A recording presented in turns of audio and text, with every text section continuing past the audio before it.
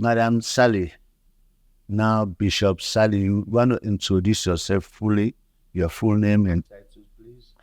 Thank you very much, my own brother, Saraji. Yes. I am Bishop Sally Williams-CHINEDU, PhD.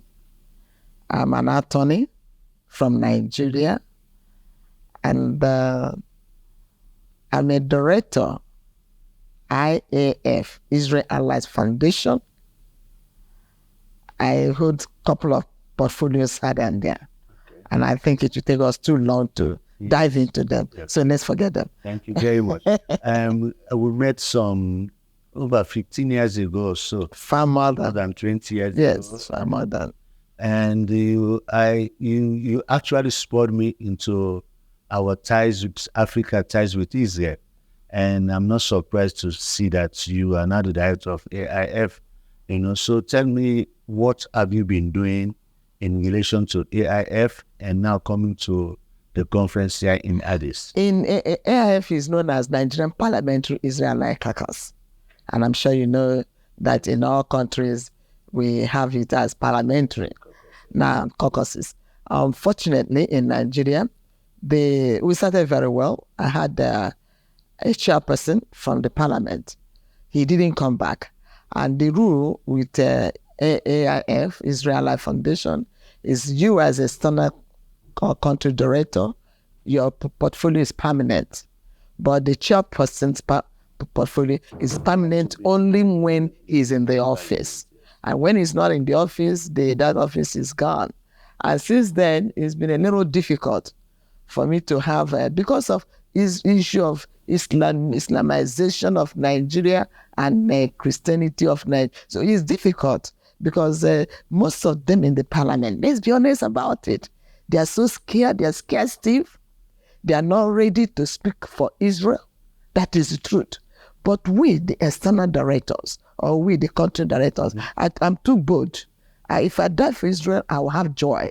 If I live for Israel, I will have joy. I will want to live for Israel, but if I die for Israel, it's a greater joy for me. But they in the parliament, they don't see it so. So it's difficult. It's difficult for you to find a Nigerian who is in parliament standing boldly, talking about Israel, talking about relationship between Nigeria and Israel, realizing the fact that Nigeria has had a long-standing relationship.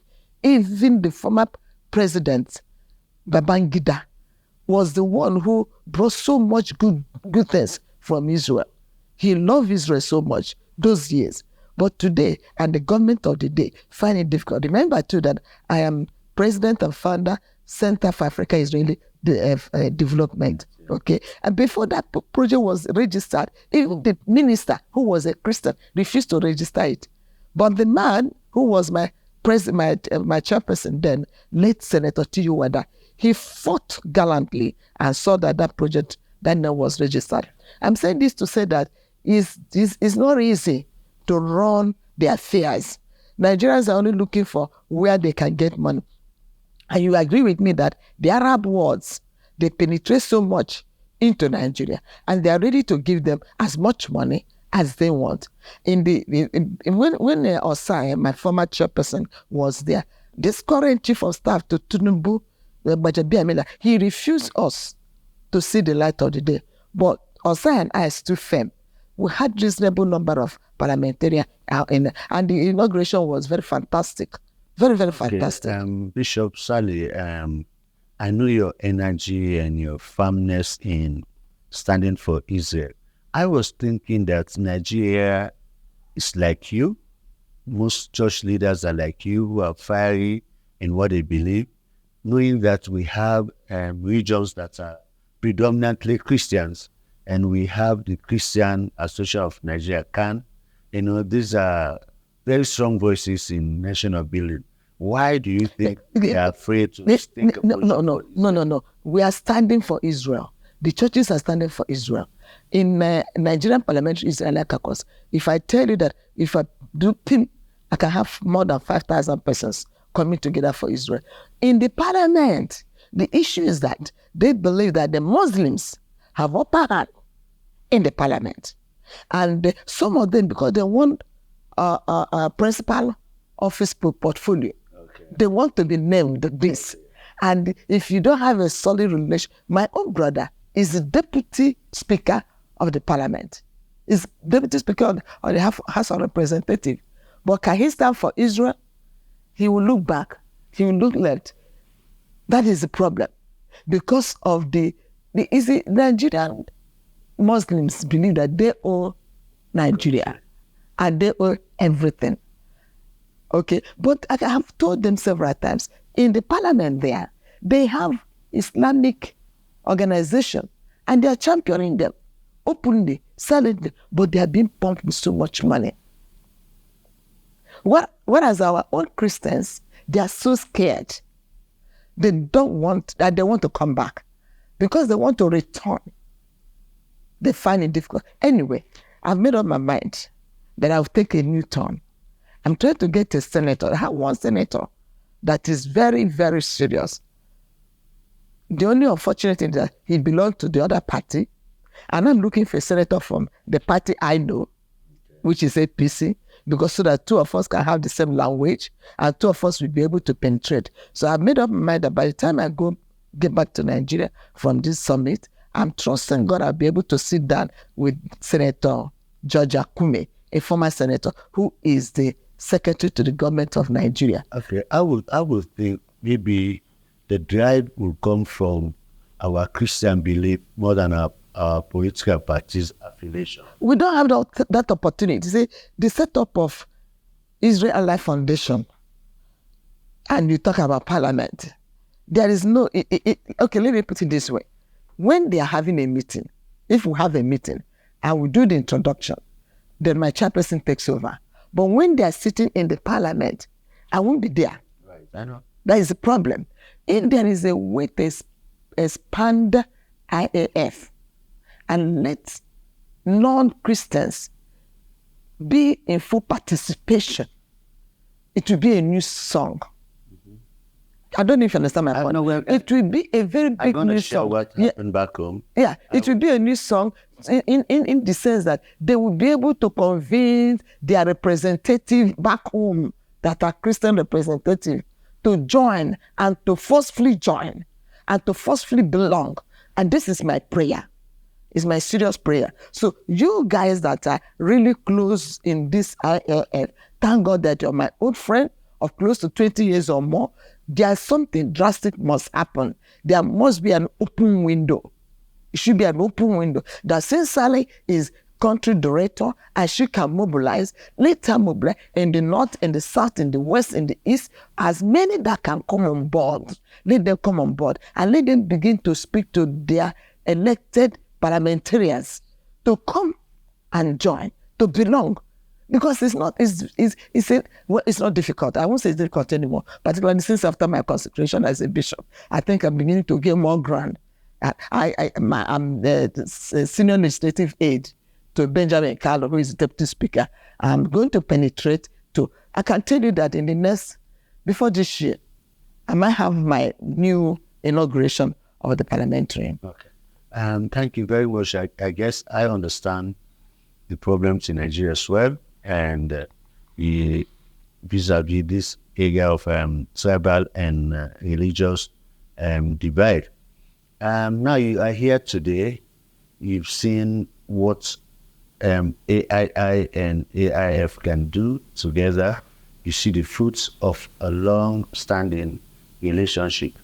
What are you taking home from this conference that will bring about change in Nigeria, and we more or less harvest desired fruits as a result of this initiative?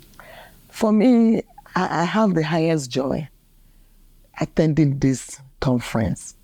I can't thank Eric and Dennis enough for making it possible, because today in Nigeria, things have gone extremely difficult financially with most Nigerians, except those in the government. Very few of them, not even everybody. I'm taking quite a lot. I cannot enumerate them outrightly, but I know spiritually I'm taking more than enough. It's a message that is a message that we've been preaching. It's a song that we'll be singing. It's not new. It's not new at all. But coming here, I'm more brainwashed. I'm very focused now, much more focused. And with you, I know it will be different music. I will be able to, I can tell you that in the next maximum 4 weeks, I will be able to have my first external meeting. I'm going to have my first external meeting. And if God helping me with 1 or 2, 3 persons that really want to be on board, I'm trying to give a couple of them portfolio. Those that have some little cash to put on board. Because if you invite them for a program, they'll ask you, I hope they're giving us transport money. That is a problem in Nigeria. Not in Nigeria. It's not across, of course. I hope you're giving us transport money. I hope there'll be lunch. So if God helping me, I'm able to do that in the next 4 weeks maximum. That's before my birthday on the 10th, the celebration on the 10th. Then I'm sure it will be a new music, and you'll be proud. Yes, your birthday is on the 10th, mine is on the 18th. My birthday is on the 6th, but I'm celebrating it on the 10th. Oh, okay. So yes, we're in the same month. Yes, we're in the same month. Bishop Stanley, he came up with a point. I'm going to bring 3 factors in one. One, the African voting pattern at the AU and the UN have not been favorable for this. Nigerians have not been partaking. Okay, I'm coming. Then, 2, you raise a point about people calling for meetings and people is there transport allowance or lunch, and I think that is an area that the OIC, Organization of Islamic Cooperation, had conquered. Unlike what happened in Sierra Leone, wherein the Israeli government built our parliament, our central bank, post office, ministerial building, all of these Iranian and Lebanese, all they do is to put money in the pockets of individuals. And of course, I don't believe in that, and Israel doesn't believe in that. But how can we come midway to become self-supporting? Like, definitely had I been asked to buy my tickets and pay for my hotel fee to here, I would not have gotten that money. Can I pause you? Yes. Something just came to my mind now. As I sat down there, you're asking me, what am I taking home? I want to tell you the major thing I want to take home. As I sat down here, I had administration, listening to Prime Minister, listening to the ambassador. It's all about development. It's all about agriculture. It's all about education. And that has been my preaching. I want to suggest to you, if Eric and Josh can come together seriously and said, let us meet one important person, either the deputy speaker in Nigeria or the secretary to the government of Federation, Senator George Akume, which I can organize. If they can say they come and they make a presentation that is not too expensive, a presentation of a physical. Remember, you just said now, you don't believe in putting money in the hands of individuals, but you believe in dropping something. Make a presentation. We want to look at digital economy in Nigeria. We want to look at an aspect of power, electricity in Nigeria. And we want to offer you a little of power, free of charge. But I can tell you that if that presentation is made, they can gain 10 times more than whatever they will spend. If we, my dear brother, oh God, I'm glad that again we have come together. If we can come and do this presentation, give me time, give me date, I will fix the meeting, and that is done. After meeting is done within less than 3 months, it will turn things around. Because it's so long ago that Nigeria has also benefited from Israel. Mm-hmm. Let's open this door again. Let's use this project to open the door. My dear brother, let us open this door. I will get an appointment for somebody to speak to, for any person that will represent them, or they will come physical. George Akume, after meeting with him, he will embrace this project. He will begin to convince the Nigerian government. If possible, the visitors might be made to speak with Tinubu that this is what they are bringing. They have an offer. They are not asking for payment for this offer, but they are asking for a better relationship. And thereafter, Nigeria also can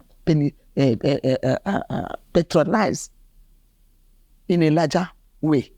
And they can gain whatever they are going to spend fixing this project. It's a critical approach, a win-win situation. A win-win situation. And, why we want Nigeria to succeed in this, in anything in Africa, Nigeria is the big brother.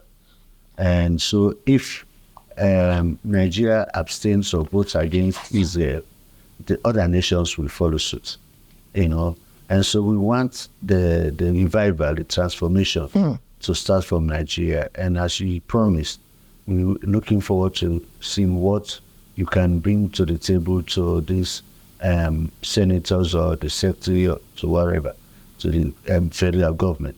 And of course, there was a time when Eric at the AII believe that we can do a lot of talking, but if we don't do some action project, people to see, because there comes a time, there comes a Pharaoh who never knew Joseph. So the present day generation may, unless we have to remind them every year in and out, that this is what Israel had done in Sierra Leone before. And so, but if some people say we cannot just dwell in history without action and giving action to the present. So maybe we look forward to what program you guys can come up with and see how we also can emulate. And of course, in concert with Josh in Jerusalem and Eric in Norway, and the leadership of both IAF and AII will come together and see what projects we can take. Because back home, when we had the computer school set up by the ambassador then, we have a lot of Muslim guys come around and benefited from it. And they were taking a platform to speak about, because our school was free, And we also know that we brought some easier technology in food preservation, fruits and foods. We have plastic bags brought from Israel. They preserve, so the people who produce onions, they don't no longer bother to build ovens. They just use these plastic bags and they preserve them. And this a predominantly Muslim area where you can hear them sing the name of Israel because they rescue them from hardship. Maybe that is our approach. Israel is well advanced in that area. You see, China is taking over Africa, and Iran and other, because of the oil, the OIC is penetrating. But I think we have better technology and other things to offer to the continent. But we always want to say charity begins at home. And charity for Africa is Big Brother Nigeria. So we look forward to what you can bring to Nigeria from this conference. And what will be your recommendation after today? Well, my recommendation, President Josh said that next year we are gathering in Israel. That's a good one. And let this meeting be as frequently as possible. I know the finances are very scarce. It's difficult. Because when we meet like this, the Bible says iron sharpeneth iron. But when we retire to our home, there's no communication. Everything dies off. Everything. But if we meet constantly, it will be a big reminder that something must happen. And it must happen. Something must happen and it must happen. That is my first recommendation. Okay. Yeah. I want to say that let us so rotate. In fact, some years back, we planned doing a conference like this. Josh planned doing a conference like this in Nigeria. But unfortunately, it didn't work out.